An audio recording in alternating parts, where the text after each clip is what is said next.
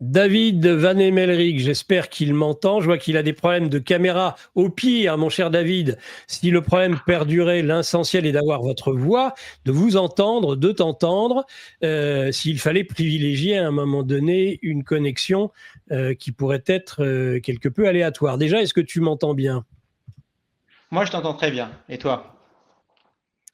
Oui, il y a un décalage peut-être, donc je vais en fait poser que une ou deux questions sur lesquelles tu vas pouvoir développer, c'est parce que le temps est passé, et que pendant un quart d'heure, lorsqu'il devait y avoir connexion entre nos deux avions, eh bien, nous nous sommes à chaque fois juste ratés. Et évidemment, à ce moment-là, Carlo a repris l'échange.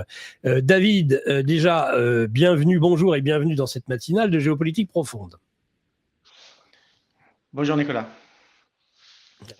Je vais poser vraiment, et je ne ferai pas d'interruption parce qu'il y a un décalage, je le vois sur l'internet. Donc, la première question, c'est où en es-tu? On te voit, tu vas, ça vient. D'abord, c'était Hollande démission, et puis maintenant, il y a Macron. Ce combat salutaire, on s'en rend compte tous les jours un peu plus.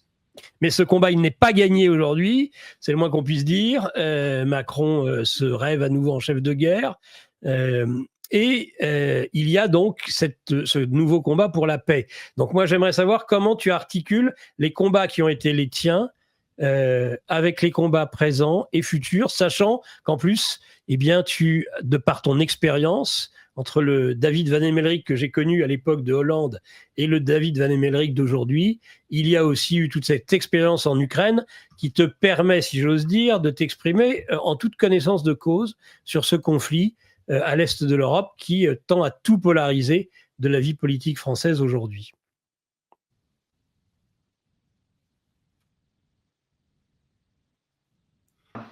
Sur l'organisation du combat contre l'oppression.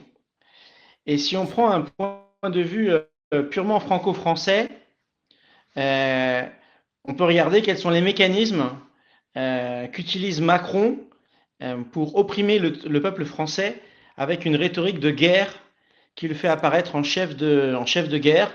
Donc d'abord, alimenter la peur. Le russe va nous envahir.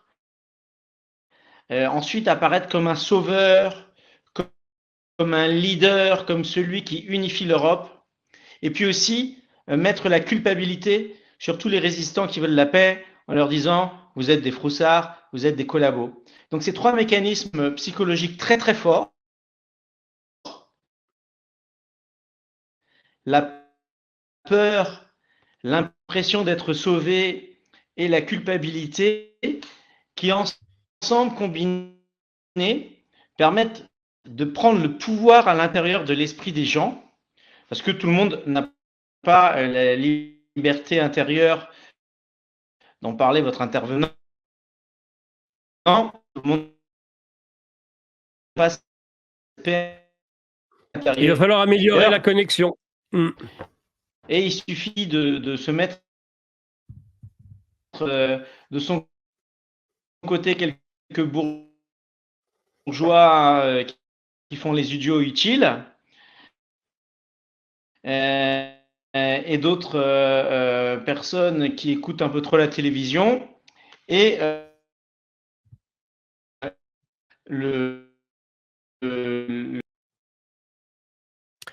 Bon, je pense que nous allons avoir un souci, un gros souci. C'est dommage que la connexion de David, il ne l'ait pas un peu vérifié auparavant, parce que là, évidemment, je ne crois pas qu'il soit dans le ciel avec son ULM. Nous avons cette difficulté à pouvoir l'entendre correctement dans cette fin de matinale. Donc, il va y avoir un second passage, qu'il vérifie bien ses connexions, qu'il vérifie bien que finalement, s'il n'y a que la voix, c'est pas grave, pour terminer cette matinale de géopolitique profonde, mais il me faut une connexion d'une autre qualité pour permettre de terminer dans de bonnes conditions le sujet du jour. Où en plus, il a son mot à dire, David Zanne-Emerick, parce qu'on demandait dans le chat du concret, un vrai le combat comment faire.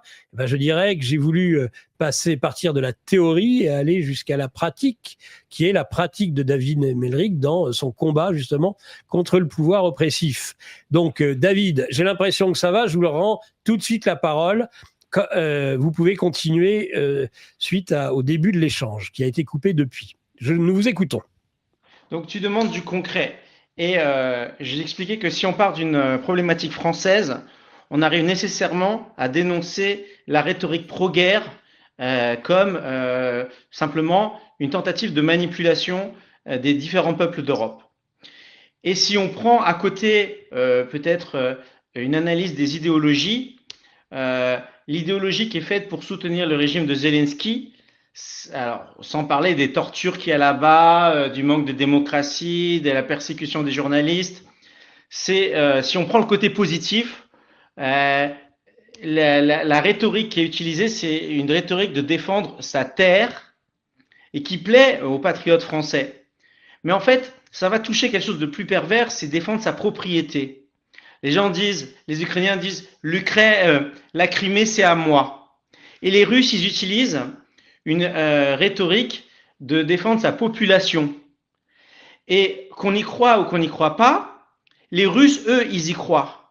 Et c'est pour ça que récemment, ils ont repris tout l'oblast de Koursk avec un héroïsme incroyable, cette opération qui passe sous terre. C'est aussi pour ça que les Russes, ils recrutent 40 000 volontaires par mois, là où les Ukrainiens, ils enlèvent les gens dans la rue. Et donc, ces Russes, ils sont volontaires pour aller pour aller défendre le Donbass, pour aller défendre toutes ces terres où il y a des gens qui parlent russe, où il y a des gens qui veulent être russes. Que ce soit la majorité ou pas, on en débattrait pendant des heures. Ce qui est évident, c'est que les Russes, ils y croient, mais ils y croiront pas toujours. Donc, ce que je veux dire, c'est que l'épouvantail, la Russie attaque l'Europe, c'est débile, parce que cet héroïsme dont les Russes font preuve et qu'ils acceptent stoïquement de mourir pour aller défendre leur peuple, ils le feront pas pour aller attaquer la Pologne. Et entre nous et la Russie, ben voilà, il y a tous ces pays-là. Et alors, il y a effectivement les pays baltes qui ont un peu plus peur, mais je ne vais pas rentrer dans les débats parce que ça serait un peu long. Et je vais en venir directement à si on se convainc que être pour la paix, c'est déjà du pragmatisme parce que on ne se laisse pas lobotomiser par la propagande, mais aussi du vrai patriotisme parce que c'est lutter contre l'oppression qu'il y a en France. Eh bien, on peut s'équiper mentalement, ce dont parlait un peu votre intervenant, M. Broussa, avec cette paix intérieure. Moi, j'ai envie de parler de courage, parce que comme il y a ce mécanisme de culpabilité, oh, vous êtes des collabos, vous auriez été Non, non, non, non, non, non, non, non. Regardons bien les choses en face.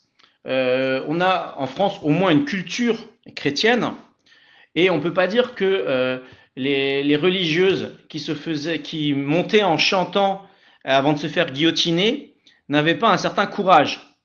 Donc il faut pas se laisser manipuler, et il faut prendre dans notre exemple même Jeanne d'Arc, qui n'était pas spécialement, même en tant que dans une guerre, elle y allait sans épée.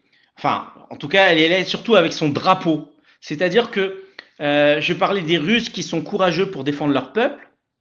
Je parle des religieuses qui sont prêtes à se sacrifier.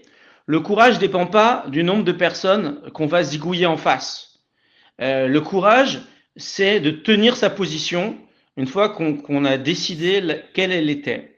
Et en France, en Europe, l'oppression, elle est contre les peuples en les privant de liberté par des mécanismes de peur. Et donc, c'est courageux de s'opposer. Je ne vais pas le dire à tous les soignants suspendus qu'ils ont manqué de courage. Au contraire, ils ont fait preuve d'un courage incroyable. Et pareil, les gilets jaunes. Et les résistants aujourd'hui doivent bien comprendre que le mécanisme psychologique de domination de la dictature a légèrement changé et qu'il utilise la guerre pour manipuler, pour diviser le camp patriote, parce qu'il y a des gens qui vont dire oui, mais les Ukrainiens défendent leur terre, oui, mais voilà, il y en a qui se laissent manipuler, et comme d'habitude, hein, comme à l'époque du Covid, ceux qui se laissent manipuler ont une influence sur les autres. Alors, je sais qu'il y en a conscience, et bien donc, une fois qu'on a du courage, il faut faire ce qu'on peut faire, et je dois montrer l'exemple en tant que pilote, et j'appelle tous ceux qui voudraient que je fasse une banderole pour la paix à me rejoindre. Alors, c'est une question de timing. Est-ce que Trump va réussir à faire la paix? Apparemment, il a quand même quelques difficultés parce que tout le monde essaie de jeter la pierre à l'autre. Donc, ça pourrait être utile de faire une banderole qui, pour la première fois, ferait un tour d'Europe, dans la mesure du possible, en direction de la Crimée. Pourquoi pas, via Odessa. Bon, évidemment, il y aura des services secrets qui feront exploser mon avion d'ici là. Donc, je m'occuperai des formalités à la frontière plus tard. Mais si je fais un tour d'Europe dans le but de dire qu'il y a une résistance en France et elle peut le montrer le chemin en Europe, ça peut être très fort. Jusqu'à présent, j'ai un peu retardé, mais voilà, je fais mon coming out et je vais me servir des résistants qui écoutent pour me retourner un peu. David, quand est-ce que tu t'y mets? Et puis, bon, bah, je ferai peut-être un appel aux dons et en 3 semaines, ça peut commencer. À voir avec les autres volontaires. Et puis, chacun doit faire ce qu'il peut faire. Bon, j'ai passé un certain temps à écrire un livre, Les ailes de la résistance, qui va sortir à Pâques. D'accord. C'était mon temps. Tu me demandais au début qu'est-ce que j'avais fait. C'était mon temps un peu de recul pour transmettre ce bagage De la d'expérience résistance, de de la résistant. résistance. Voilà. Et mais il faut aller beaucoup plus loin. Tout le monde n'a pas à écrire un livre. Et à l'époque de la destitution, quand on a commencé un mouvement pour faire connaître, on a fait coller des autocollants. Pour la paix, il faut que les gens soient capables de l'assumer, puisque c'est une question de courage. Donc il faudra qu'on se fasse des badges pour la paix, des t-shirts pour la paix, et quelques actions coup de poing. Si un jour il y a un convoi de troupes françaises qui part en direction de la Roumanie et de l'Ukraine, il nous faudra un sitting devant le régiment en disant nous, on fait face même à l'armée française, parce que toute personne qui collabore avec un régime de peur et d'oppression est un collabo, et moi, je suis un résistant. Voilà, et ça sera très fort, parce que dans les cercles patriotes, il y a un grand attachement à l'armée, ce qui est compréhensible, parce que la vocation militaire, à l'origine, est une vocation noble de protection de son prochain. Mais quelque part, c'est aussi, il y a une cooptation depuis très longtemps. La République veut que ses généraux soient des francs-maçons et des collabos. Et du coup, le militaire qui veut faire carrière, il met de côté ses valeurs morales petit à petit pour uniquement appliquer l'obéissance et rentrer finalement dans une logique de collabo. Alors, c'est des mots très durs que j'utilise, mais il faut les renvoyer à leur vocation qui, je le répète, est une belle vocation. Et quand ils verront des résistants en phase 2 qui s'assoient par terre avec des drapeaux français en disant vive la résistance, abat Macron et n'allez pas en Ukraine, vous allez provoquer une guerre mondiale qui n'est pas dans l'intérêt ni des Français, ni des Ukrainiens, ni de la planète, ça les remettra à leur place. Donc voilà, il faut s'opposer courageusement au régime, et ça passe par des petits pas. Chacun doit prendre ses responsabilités. Tout le monde est dans un cercle de résistants plus ou moins étendu, que ce soit des conférences. J'aimerais bien qu'on développe quand même plus des groupes d'action coup de poing. Et là, il faut se dire, bon, qu'est-ce qu'on fait? Parce que c'est bien d'aller parler sur géopolitique profonde, mais c'est pas ce que peut faire tout le monde. Et puis même l'impact de cette interview n'est finalement intéressant que si derrière ma parole et mon exemple avec ma banderole fait lever d'autres résistants. Des résistants en France, il y en a beaucoup, beaucoup qui ont un cœur généreux, qui ont des belles valeurs issues de notre culture française. Eh bien, il faut passer à l'acte. Et dites-vous bien que chaque Français se dise bien que, surtout si c'est un blessé parce qu'il a fait des actions de résistance et que ça n'a pas abouti à l'époque, que chaque Français qui se relève, parce que c'est aussi comme dans l'enfance, quand on tombe, il faut savoir se relever, ça donne du courage aux voisins. On a de la responsabilité, chaque pas qu'on fait en avant aide quelqu'un d'autre à faire un pas en avant. Voilà, alors je te remercie beaucoup Nicolas. Est-ce que si la connexion est meilleure, tu as d'autres questions? Elle est mieux. Alors peut-être, je pense, es-tu passé sur une connexion directement, non plus de Wi-Fi, mais peut-être un peu plus direct, ce qui est bien mieux en effet. Normalement, il est 10 heures, mais on va quand même garder, allez, 10 petites minutes puis, pour continuer. Oui, bah, les questions, c'est que j'ai l'impression que moi je rappelle toujours que David Van Emmelrich, à l'origine, s'est formé dans le combat sur la manif pour tous. C'est-à-dire qu'il y a cette notion de manifestation, il y a cette notion d'engagement, il y a cette notion de coup de poing au sens symbolique du terme. Moi, j'ai envie de poser la question justement sur les éléments les plus radicaux de ce que tu as pu développer, c'est-à-dire la possibilité, tout en restant pacifique, de s'opposer physiquement, justement à la... Et jusqu'à présent, j'avoue que ce courage a manqué, parce que cette notion de courage, elle est essentielle. Et là, je te donne entièrement raison, c'est le courage, et tu as fait des preuves dans le passé d'un courage indéniable. C'est par l'ensemble de tes manœuvres, justement, aériennes, qui montrent que du courage, tu n'en manques pas, et tu as été forgé à une époque où aussi on tabassait beaucoup les jeunes sur la manif pour tous. Donc, ce courage, à mon avis, c'est la base. Ensuite, quel type d'action exactement? Donc, il y a des banderoles, mais je t'entends parler même du fait comme des pacifistes, comme pas des pacifistes, comme des gens qui sont... Le mot pacifiste, comme tous les ismes, me déplaisent. Mais en tout cas, comme quelqu'un qui est attaché à la paix au point d'en faire une valeur suprême. Et peut-être même, certains vont jusqu'au sacrifice de leur propre vie pour la paix. Ce n'est pas ce que je demande. Mais je veux savoir quels sont justement les types d'actions que tu envisages. On ne peut pas tout dire, mais quand je vois bruisser dans le chat des oui, vous parlez, mais quand on est dans la rue, il n'y a plus personne, j'ai l'impression, David, que vous voulez aller même au-delà de la rue.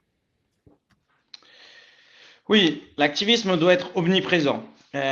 Parce que on ne fait pas de l'activisme pour se faire plaisir, à faire le carnaval et à se jeter des fleurs en disant j'ai été courageux. On a une responsabilité, la même que celle d'un père de famille d'élever ses enfants. Quand on pense à son pays, on doit le débarrasser de la dictature. Et j'ai commencé avec une rhétorique franco-française. La guerre est simplement un outil d'oppression de la part des woke, de la part des élites qu'on peut dénoncer par ailleurs, l'Europe, tout ça, Macron. Et tu évoquais un désir de révolution, ou en tout cas, ça te traverse souvent l'esprit, tout foutre en l'air et recommencer un peu mieux, si possible beaucoup mieux. Et la révolution, ça fait peur aussi. Alors, je veux unifier tout ça en disant comment on fait écrouler un régime, que ce soit par un général sauveur ou par, enfin, je pense à De Gaulle, avec, je mets des guillemets à général sauveur, hein, tu m'auras compris, ou avec une révolution dans la rue, Maïdan, voilà, dont rêvaient les gilets jaunes quelque part. De toute manière, ça ne vient que quand le régime en place est totalement délégitimé. Et donc, il y a cette immense bataille psychologique. On revient sur le courage tout à l'heure. Il y a cette immense bataille psychologique qui se dresse en chacun de nous et dans la société. Et c'est une vraie guerre. Et en face, ils emploient des moyens énormes pour laver le cerveau des citoyens. C'est H24 à la télévision et tous les journalistes martèlent la même chose. Et donc j'en viens, et c'est le sujet aussi de mon livre, à cette subversion qui passe par faire s'écrouler les fondements psychologiques, philosophiques de légitimité. Si on en vient aux conséquences, si on a gagné cette bataille-là, les policiers n'obéissent plus. Et on en est très loin. Si on en est là, les militaires n'obéissent plus. Mais on n'a même pas besoin de gagner la bataille dans le cerveau de tous les policiers.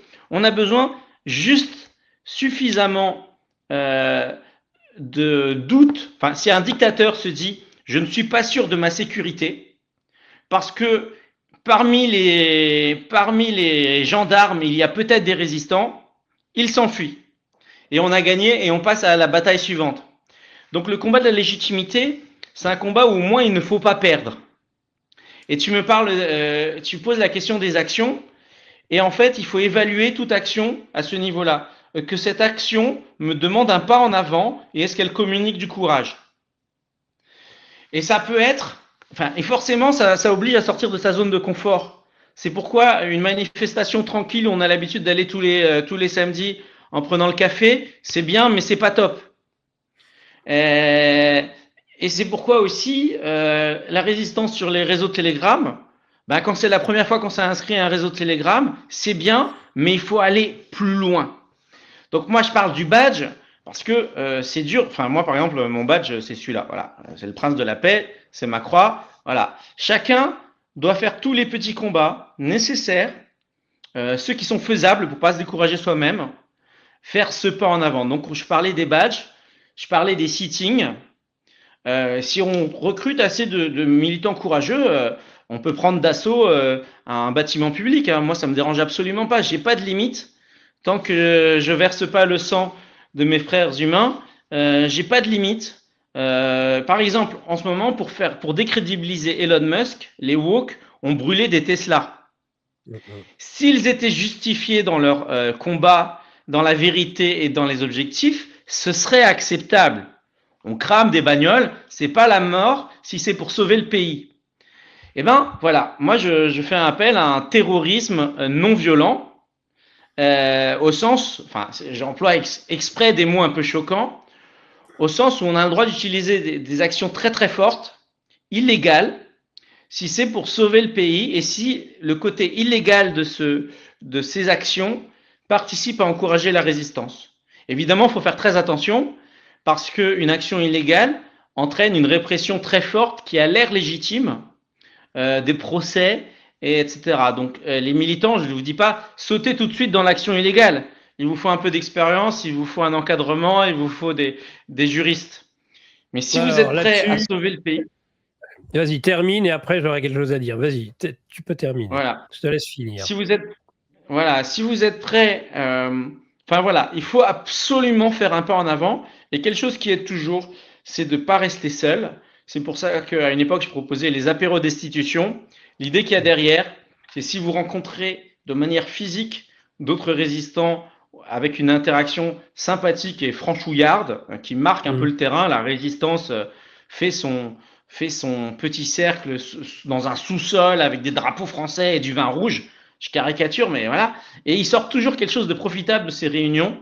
Il y a toujours dans ces groupes qui se créent un sous-groupe, quelques personnes qui vont dire moi je mets une banderole à tel endroit, moi je vais faire, et je laisse l'imagination des Français aller jusqu'au bout. On va fournir sur mon site web Destitution un des livres, un des manuels de résistance où il y a 180 méthodes classées d'actions subversives.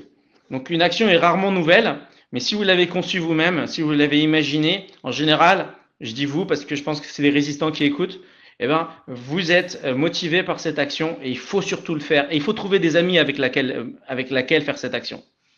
D'accord. Avec lesquels. Entendu, David. Ce que je voulais dire, c'est que là, je fais une modération. Je n'ai pas le choix. Je fais une modération. Aucun encouragement à une action illégale au sein de GPTV, que ce soit la matinale ou l'ensemble des éléments YouTube. Donc ça, là-dessus, alors je vais faire une modération de ta modération. Non, d'abord je termine. Non, d'abord je termine, s'il te plaît. Merci, je t'ai écouté, maintenant tu m'écoutes. Donc les choses sont claires, il n'y a aucune action illégale qui ne sera encouragée au sein de GPTV. Après, chacun peut prendre ses responsabilités, mais pour ce qui me concerne, je n'irai pas jusque-là, et surtout pas sur les voitures. Et là, je termine juste par là. Foutez la paix aux automobilistes, foutez la paix aux bagnoles, ça va être mon sujet de ce midi, et arrêtez de brûler les bagnoles. Et les woke font c'est 20 ans pour terrorisme chez Trump, faut le rappeler. Mais je te laisse, évidemment, si tu ne reviens pas sur le côté, l'encouragement à un caractère illégal, bien sûr, je te laisse continuer, mon cher David. Pardon, monsieur, je suis confus, j'ai égaré mon briquet. On a aussi tendance à jouer avec le feu. Google, qui est une création de la CIA. L'équipe de Géopolitique Profonde vous donne le meilleur de l'actualité brûlante. Mais en échange, on veut un geste de votre part. Merci de ce geste d'amour. On vous le rendra. Ravi.